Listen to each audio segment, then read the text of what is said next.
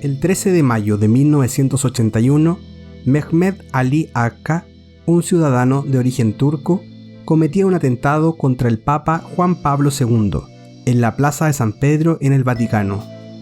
El máximo responsable de la iglesia tuvo que ser hospitalizado de inmediato porque 2 balas habían impactado contra su cuerpo y perdió mucha sangre. A pesar de que el atentado fue visto por cientos de personas que se encontraban en la plaza en ese momento, son muchas las interrogantes que todavía tiene el caso. En este video conoceremos más detalles del atentado a Juan Pablo II, cuando un radical turco casi mata al líder mundial de la Iglesia Católica. Mehmet Ali Akka era un sicario de confesión musulmana que había llegado a Italia vía Milán 3 días antes. Ya se había reunido con 2 agentes búlgaros y un cómplice turco para planificar el atentado. La idea era que él y el pistolero Oral Serik abrieran fuego contra el Papa en la Plaza de San Pedro, aprovechando el anonimato de la multitud, y después escaparan a la embajada búlgara aprovechando el pánico generado por una pequeña explosión que ellos mismos provocarían.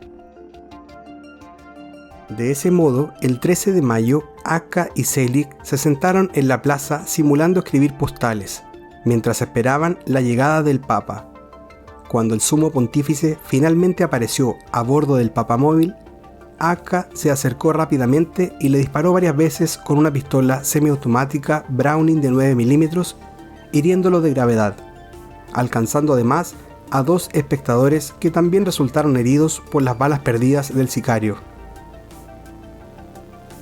Ali Akka, tras balear al Papa, intentó escapar del lugar de los hechos, pero fue contenido por varios de los presentes, siendo finalmente atrapado por Camilo Sibin, el jefe de seguridad del Vaticano. Además de recuperar la pistola Browning de 9 milímetros, en uno de sus bolsillos se encontró posteriormente una nota escrita en turco que decía: "Yo, Akka, que he matado al Papa para que todo el mundo pueda ver que hay miles de víctimas del imperialismo". El cómplice de Akka, Oral Selik, presa del pánico en tanto, había huido del lugar sin poner la bomba ni abrir fuego. Akka, pensando que haber cumplido con su misión del asesinato, pero en la custodia se enteró que el Papa no había muerto, pese a que había recibido 4 balas, 2 de las cuales se alojaron en su estómago, otra en el brazo derecho y la última en la mano izquierda. El sumo pontífice, que había perdido casi 3/4 de su sangre, sufriendo un shock por desangramiento debido a la perforación intestinal, debió ser sometido a una operación de 6 horas, que a la postre le salvó la vida. El Papa, que estuvo consciente hasta el momento de entrar al quirófano, afirmó posteriormente que presintió que sobreviviría, creyendo de corazón en la intercesión de la Virgen María. Juan Pablo II, que después de ser operado había sufrido una infección por complicaciones por una transfusión de sangre fresca que no había sido suficientemente tratada, comenzó a recuperarse progresivamente, mientras el mundo entero estaba pendiente del destino que le esperaba a Ali Akka, quien declaró ante las autoridades ser el instrumento inconsciente de un plan misterioso, cuya naturaleza no pudo ser resuelta por la investigación. En julio de 1981, Akka sería sentenciado por un tribunal italiano a purgar una condena de cadena perpetua por el magnicidio frustrado, aunque posteriormente sería indultado en junio del 2000 por el presidente italiano, a pedido del mismísimo Juan Pablo II, siendo posteriormente extraditado a Turquía, donde cumplió otra pena por el asesinato de un periodista en 1979 y por el asalto de 2 bancos en los años 70. Akka finalmente sería puesto en libertad en enero del año 2010, después de pasar casi 30 años tras las rejas. La relación que se establecería entre el Papa y su agresor desconcertó a muchos. Después del atentado, Juan Pablo II pidió a los fieles rezar por mi hermano, al cual he perdonado sinceramente, y en 1983 se reunieron para hablar en privado, en la prisión donde Akka estaba preso. En esa ocasión, Akka besó el anillo del sumo pontífice cuando terminó su encuentro. Acá, que cuando fue capturado manifestó que para mí el Papa es la encarnación de todo lo capitalista, en abril del 2005, durante la enfermedad del Papa, rezó desde su cárcel en Estambul por su pronta mejoría, y cuando el sumo pontífice finalmente murió, Acá declaró públicamente estar de luto.